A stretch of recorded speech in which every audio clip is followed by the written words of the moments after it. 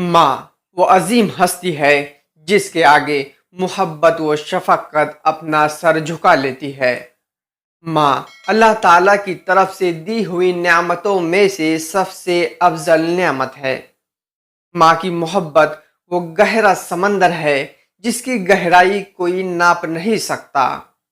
ماں کی خدمت باعث جنت ہے جبکہ بے ادبی باعث دوزخ ہے۔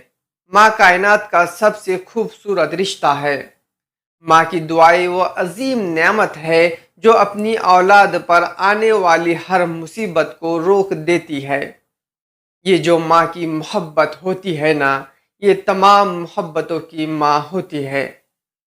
ماں سب کی جگہ لے سکتی ہے لیکن ماں کی جگہ کوئی نہیں لے سکتا۔ ماں کی گود بچے کی پہلی درسگاہ ہوتی ہے۔